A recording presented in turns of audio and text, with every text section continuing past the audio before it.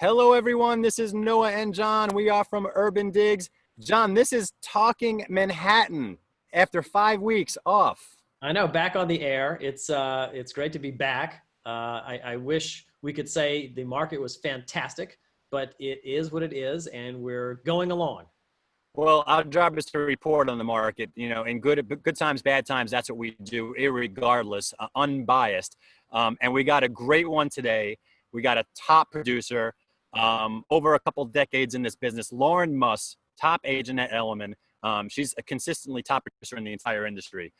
Everyone pretty much knows this woman, and she's in the trenches. So if anyone wants to know what's going on, she has a broad view of what's going on in a lot of sectors. Thank you, Lauren Muss, for joining us today. How are you, and what the hell is going on out there? Good question. Well, I can definitely speak real time because I've got about 25 listings that I'm actively marketing. So it's like my own little brokerage company. And then, we've got our contract signed and our buyers. But it's difficult. I mean, it really depends on which sector you're talking about. Below $1 million is doing great. It's up. The transactions are happening. It's very similar to 2019. Under 2 million is also, pretty consistent with 2019, and those sectors could be even up a little bit. As you get higher into the 3 million range, it really slows down. And if anyone follows the Olshan report, in the 4 million and up market, it's a little scary. Last week was great. We had like 15, or 2 weeks ago, we had 15 contracts. And I was like, ooh, a buzz. We were feeling so good. And then this week, 2 contracts came out. So, right. And then, on average, I would say there have been about 2 to 4 to 6 contracts all over New York City a week, since COVID. So, over $4 million. That's a little scary if you focus on that. So clearly right now, the place to be is under $1 million or under 2 million. And, co-ops, actually under $1 million, the co-ops are doing great. Yeah. Or under 2 million. And I have some stats for you later. And condos in general are doing better. New development's probably doing better. Uptown co-ops in the high end. New developments are doing okay? I think some projects, depending on who's marketing them, or who's the developer and how much they're willing to give. Right now, the sellers are like, I'm not giving the COVID discount, and the buyers want the COVID discount. But the problem is, what people forget is, pre-COVID, the market wasn't great. We were down on average between 10 and 30%, depending on when you looked.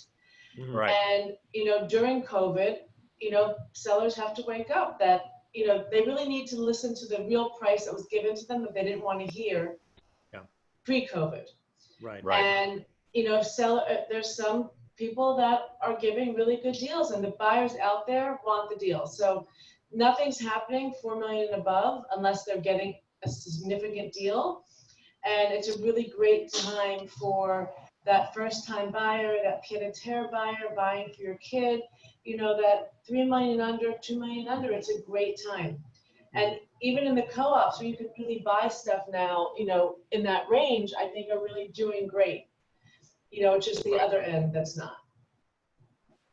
Gotcha. And this activity, would you say the activity is coming back? Because I'm separating price action versus activity, right? So I'm trying to put in my head, if I'm a buyer. Condos and co-ops under 2.5 million are doing great. Co-ops, 4 million and above, uptown, downtown, doesn't matter where, it's really difficult. Gotcha. And also, with schools not reopening and schools going part-time Zoom, like people have to decide, do you want to do the first month on, the first month off? Colleges are choosing to go online. It's definitely going to be difficult for the bigger apartments because people are really focused right now on their second homes. And And the people who have to be, the reason why that 2 million under sector is doing so well is those people who have to be here, who are like, okay, I know I have to go back. I can't afford a second home. This is a great time to buy my first home, are buying. And those people who always lived in Connecticut or Long Island, that's like, okay, I always wanted a place in the city. We know the city's going to be back. We just don't know when. It's a great time to buy. And the same thing for buying those apartments for kids and that type of thing. It's really a great time in that sector. Yeah, and Laura, let me follow up on that, which is I think that's a great point, which is that a lot of the action is taking place in the sub 2 million sector, and it's mainly driven by people who have a reason to be or remain in the city. And I'm curious, when you talk about sort of the advantage that buyers have right now, what sort of negotiability are you seeing there right now on the buy side? I hate when people use a percent off the asking. For whatever reason, that drives me crazy because where were they in the beginning? How aspirational were they in the beginning? Were they priced right in the beginning? So when someone says, "Oh, I just got a 20% discount," I'm like, "Yeah, you should have. You should have never been at that price range."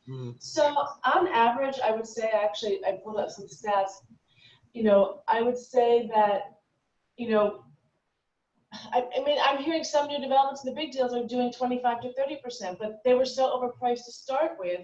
So it's so wrong. But I would say, let me just look at for 1 second.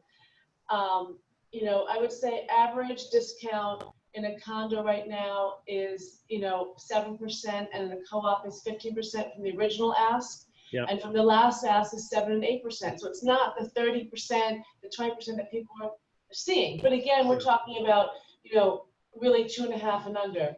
Yeah. The other, Right. there's not enough price discovery in the higher end. Well, let me put it in a different way, because I think you're exactly right. And I think especially in the luxury sector, when you're talking about over 3 million, I think what happened to COVID is, and I think you described it pretty well earlier, which is that, prices were sort of brought down to sort of where they should have been pre-COVID, and then we're negotiating from there. And so maybe if I could just change the question a little bit, which would be, if you're representing a buyer now, how do you go about negotiating the process? How do you go about sort of establishing, what a better market price should be versus what the seller is asking for? You really have to go through the comps, and you really have to ignore what they're asking and really say, what is a good price to pay for this? And then, I mean, look, you could try for the moon, why not? But just be prepared that they might not negotiate. So, there are about 20% of the deals in that price sector are going at ask or above. So that just shows you that there's a demand. And we're just talking in New York City right now.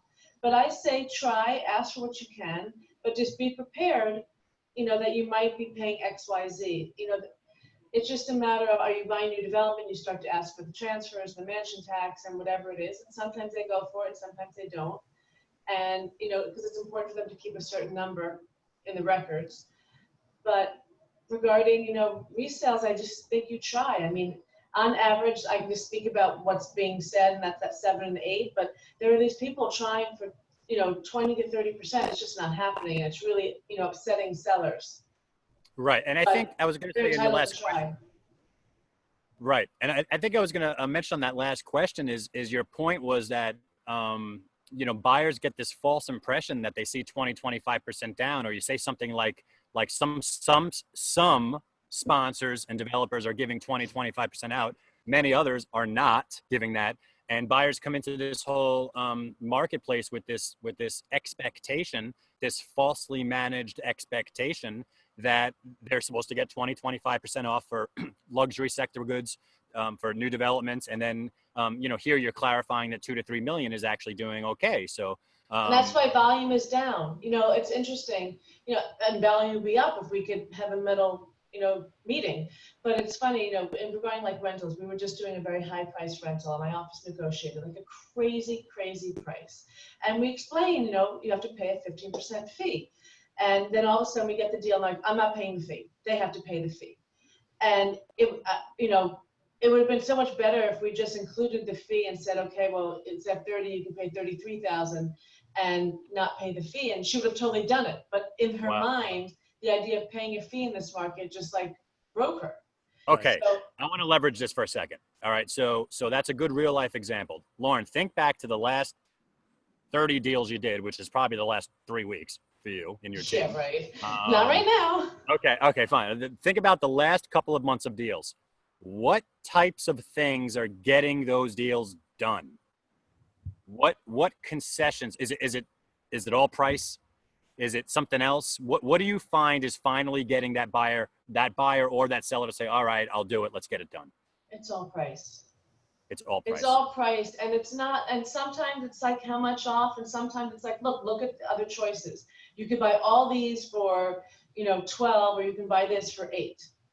And then they start to realize that one was really priced right. So it's about really knowing the market and really knowing what backup to use. And that's really the only way. But again, very few deals are happening. Thankfully, we are doing a couple of deals in that range, but not a lot. Most of our deals are under 3. Who's harder to work with? Is it harder to get the seller to come down these days, or is it hard to get those buyers to go up? I'm very seller heavy.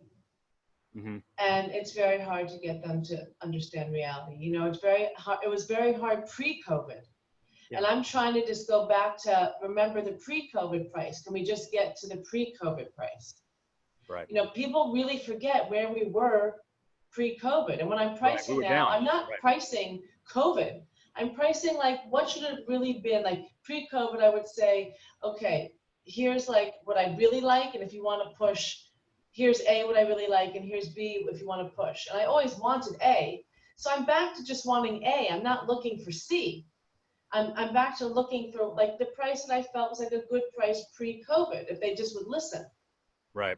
But people aren't ready. A lot of people overpaid. A lot of people bought, between 2 and 4 years ago, 5 years ago, even, they say prices were back pre-COVID to 2013. So people are losing money and they can't seem to get there. Yeah. And I keep on saying, if you don't do it now, it could get worse in a year. So like take the 8 now because it could be 7, but they're not there yet. Lauren, so this is really, really, really interesting. So in your view, I've been talking a lot about shutdown, COVID having 2 parts, a shutdown COVID and a reopen COVID. And both of them have COVID blues on top of it, but the shutdown COVID was a little different because you couldn't obviously show property legally. There was a lot more fear, especially in March and April, stock market was going down, all that kind of stuff. When you look at the market in terms of shutdown COVID, which is March 22nd to June 22nd, and you look at the market as reopen COVID, which is, right after that until today, do you notice any differences between these 2 periods, or is it the same? Yeah, volume's down 50%. What, in total, or? I would say volume is in total down 50% from last year. So, and you look at I follow the Olshan report like a Bible, and you see it's been between 2 and 6 deals over 4 million selling a week, except for that one last week, which was 2 weeks ago, which was 15. So there's really been no difference when on average, it was at 16 for a little bit pre-COVID, which wasn't great. And we finally got back in the 20s. Mm-hmm. So again, I'm really aiming on believing in those correct pre-COVID prices, not the stretch and the dream and the reach price, but the real price. And I think if you stick to that real price now, it should be at least a good enough indication. It's just hard because you're not, some things get a couple of calls and some things get no calls, and there's really no rhyme or reason. I've got properties from 1.5 to 40 uptown, downtown, all prime areas, and it's interesting to see when you think something's priced right, but you get no calls, and then other things are getting calls. So unfortunately, the price discovery and no rhyme and reason is hard. What you need to believe in is that New York is going to be back once we get a vaccine. We're going to be fine. We always are. People have short memories. Oh yeah. And we're going to be fine, but right now we just have to stick it out. But I don't really see a big difference in the next 12 to 18 months. I think it's going to be, the same. So if someone wants to hold out to sell and hold it for 3 or 4 years, great. But if they want to sell the next year, year and a half, there's just no reason to wait. Right. Gotcha. And Lauren, let me go back to one of the points you just made, which I think is very interesting, which is that you've got a broad spectrum of properties, prime areas, price ranges from 1 over to 40. I mean, you have you're representing the entire real estate spectrum, and you're basically telling us that there's no rhyme or reason to the calls you're getting. Some are priced right, they're getting nothing. Some may be mispriced, but they're still getting calls, and it's hard to pinpoint where the action is going to be. And I'm curious. I mean, you've been doing this for a while. What advice would you give sort of a new agent or someone who's been around for even just a few years to trying to sort of understand how to play this action? Get buyers and focus on 2 million and under. I mean, it's not what I specialize in. So, I'm at a little bit of a halt right now, but, all I tell my team members in my office and, really focus on like 3 and under. Anything you can do, buyers, sellers, 3 and under, that's what's moving right now. The big family apartments, where schools are in flux and no one knows which way anyone's going, is going to be slow. There's going to be a deal here and there, especially if it's a great deal. But if the seller's not willing to give right now, they're going to have to hold. Yeah. And then Yeah. the problem Enjoy is, the are we action. getting worse? Are we getting better? Is this, pre-COVID, I felt like that was the new reality. I didn't see like all of a sudden we were going to have this like rise in the next, 2-3 years. This was like the reality. People decided, okay, we've been overpaying for too long. The taxes have changed. The benefits have changed. There's no, they've driven out, people want to live in Florida now and not pay taxes. I mean, the second home market is where people are doing great. Yeah. Right. And Lauren, it's so important to talk about that. Pre-COVID, we were down. We were down already. And we were down from 2015. Like you said, there was a bunch of policy changes, and the market changed. Risk changed, investor sentiment changed, and that affected townhouse, multifamilies, investors. That all changed and it affected the market. And we were kind of coming out of it. I mean, Right. Miami, Palm Beach, Aspen, Greenwich, Hampton's on fire. I mean, these brokers don't know what to do with themselves. They have never seen business like this. They are running around. They have multiple deals out, and they are living the life right now. I mean, that market is on fire. And, the people who have second homes are not in the city. I mean, the city's, quiet. Yeah, and I think you mentioned 12 to 18 months, and it's a sad reality, but I kind of think that that's probably right where it's going to be, and we'll have some waves up and down, bouncing along the bottom. But until that vaccine comes, until everything changes, but in the meantime, you're going to see some amazing deals here and there, and just everybody take note at what Lauren is saying. A lot of sellers are not hitting those 25%, 30% down bids. All right, that's what she's saying, and volume. They're really not. Like I said, on average. Like on average, it's about 80% for the last ask. Well, let me ask you this, Lauren. Yeah, it's harder for her. Yeah, go ahead, John. I'm just curious. So if you flash back a year ago, if you gave a seller a down 20% bid, you just completely ignored and laughed at. And I'm curious, are the sellers even entertaining? Are they replying to these now, like trying to get the buyers up, or is it still sort of a no? Non-starter. We're trying anything we can do. I mean, it just depends. Every seller agrees to price so differently. I mean, I try and really price leaving very little room. And that's how I've always done my business, because you want more eyes on the property and you really want to price close to the cuff. So, I'd rather do that and get the people in. If I can't do my job and get them up based upon my knowledge and my negotiating skills, then, there'll always be that person that need that percent, which is just crazy, because I'm like, okay, I'll just tell you it's 6 million and we'll go for 4 if that makes you feel better. But right. It's up to me to really work, and that's why I'm being paid, to show them why this is the right price. And if they're stuck on a number, there's nothing I can do. Right. All right. Well, on that note, Lauren, thank you so much for your time. Very, very informative. Listen, whether it's rentals, negotiations, townhouses, we got all this stuff, all these topics covered on the UrbanDigs forum, guys. We are talking about this every single day. Me, John, we got a bunch of experts. Check it out on the forum on the UrbanDigs dashboard. Until then, this is Noah and John. We are talking Manhattan. Lauren Muss of Elliman, thank you so much. Thank you, Lauren. We'll catch you next time. Stay safe, everyone.